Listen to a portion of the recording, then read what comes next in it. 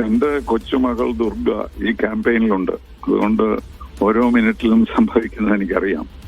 വിജയിച്ചു എന്ന് തന്നെയാണ് അവർ വിശ്വസിക്കുന്നത്, മുഴുവൻ വോട്ടും കഴിഞ്ഞിട്ടില്ലെങ്കിൽ പോലും. ഇതൊരു വലിയ വ്യത്യാസമുണ്ടാക്കും അമേരിക്കൻ അന്തരീക്ഷത്തിന്.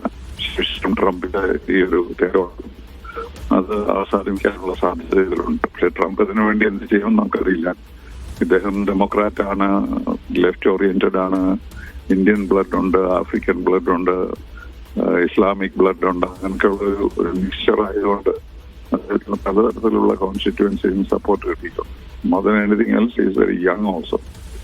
അപ്പൊ ഒരു വലിയ കാലം മാറ്റത്തിന്റെ ലക്ഷണമാണ്. എല്ലാവരും ഡൊണാൾഡ് ട്രംപിനെ എന്ത് ചെയ്യും എന്നുള്ള ചിന്തയുള്ളപ്പോ ഇതുപോലെ ഒരു emergence of this gentleman will make a big difference. അപ്പൊ അത് ട്രംപ് എങ്ങനെ അതിനെ ടോളറേറ്റ് ചെയ്യും, അതിനെ നെഗറ്റീവ് ആക്കാൻ എന്ത് ചെയ്യും എന്നൊക്കെയുള്ള ചോദ്യങ്ങൾ ഉയർന്നു വരും. എങ്കിലും തൽക്കാലത്തേക്കെങ്കിലും ഒരു ജോൾട്ട് ട്രംപിന് തന്നെ ഉണ്ടാക്കുന്നുണ്ട് ഈ അദ്ദേഹത്തിന്റെ വിജയം.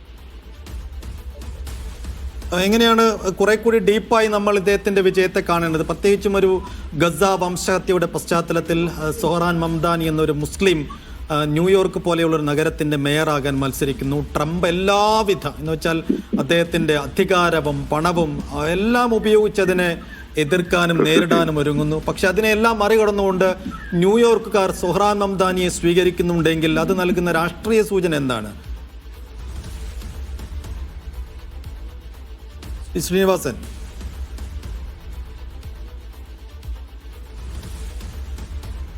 ശ്രീനിവാസൻ കേൾക്കാമോ?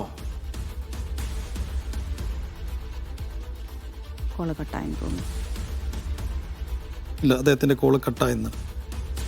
ശ്രീ ടി പി ശ്രീനിവാസൻ, താങ്കൾ കേൾക്കാമോ? കേൾക്കാം, എനിക്ക് കേൾക്കാം.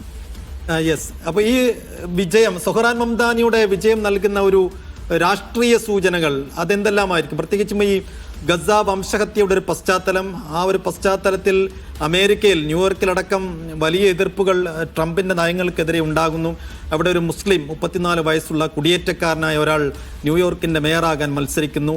ന്യൂയോർക്കുകാർ ചരിത്രപരമായ ഭൂരിപക്ഷം നൽകിക്കൊണ്ട് മംദാനി വിജയിപ്പിക്കുമ്പോൾ അത് നൽകുന്ന രാഷ്ട്രീയ സൂചനകൾ, സന്ദേശങ്ങൾ എന്തൊക്കെയാണ്? അതാണ് ഞാൻ പറഞ്ഞത്, നിങ്ങൾ കേട്ടില്ലെന്ന് തോന്നുന്നു. ഞാൻ പറഞ്ഞത് അവിടെ ഒരു ബേസിക്കലി ഡെമോക്രാറ്റിക് കൺട്രി, ഈ റിപ്പബ്ലിക്കൻസിന്റെ തേരോട്ടമൊക്കെ നടക്കുന്നുണ്ടെങ്കിൽ പോലും ട്രംപിന്റെ പെരുമാറ്റം ഒരു ആന്റി അമേരിക്കൻ ആണെന്നുള്ളതിന് യാതൊരു സംശയമില്ല. അവരുടെ ഫണ്ടമെന്റൽ വാല്യൂസിനെ കൊടുക്കാത്തതാണല്ലോ. അപ്പൊ അതുകൊണ്ട് അതിനൊരു റിയാക്ഷൻ ഉണ്ടാകാൻ സാധ്യതയുണ്ട്. അപ്പൊ ആ റിയാക്ഷനുള്ള ഒരു ഏർലി ഓപ്പർച്യൂണിറ്റി ആളുകൾ ഉപയോഗിച്ചു എന്നുള്ളതേ ഉള്ളൂ. അപ്പൊ അദ്ദേഹത്തിന്റെ കാര്യത്തിൽ വലിയ ഹോപ്പുണ്ട്. എങ്ങനെയാണ് അദ്ദേഹം കാര്യങ്ങൾ നേടുക, അല്ലെങ്കിൽ എന്തൊക്കെ ഓപ്പോസിഷൻ ഉണ്ടാവും എന്നുള്ളതൊക്കെ നമുക്ക് കാണേണ്ടിയിരിക്കും. പക്ഷേ അമേരിക്കൻ ഡെമോക്രസിയെ പറ്റിയുള്ള ഫ്യൂച്ചറിനെ പറ്റി കൂടുതൽ വിശ്വാസം വരുന്ന തരത്തിലുള്ള ഒരു സംഭവമാണിതെന്നാണ് എനിക്ക് തോന്നുന്നത്. US രാഷ്ട്രീയത്തിലെ ഒരു ഗതിമാറ്റത്തിന്റെ സൂചന തന്നെയാണ്. അതെ, തീർച്ചയായിട്ടും. എല്ലാവർക്കും ഒരു എക്സ്പെക്ടേഷൻ ഉണ്ടല്ലോ, ഇങ്ങനെ ട്രംപിന്റെ ഇവിടെ വരെ പോകും എന്നുള്ള ഒരു ആങ്ഷൈറ്റി എല്ലാവർക്കും ഉണ്ട്.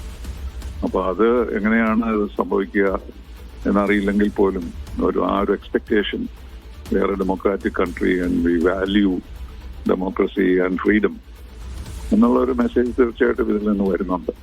പക്ഷെ അദ്ദേഹത്തിന്റെ പ്രവർത്തനങ്ങളിൽ നിന്നായിരിക്കും ഇത് കൂടുതൽ വ്യക്തമാവുക.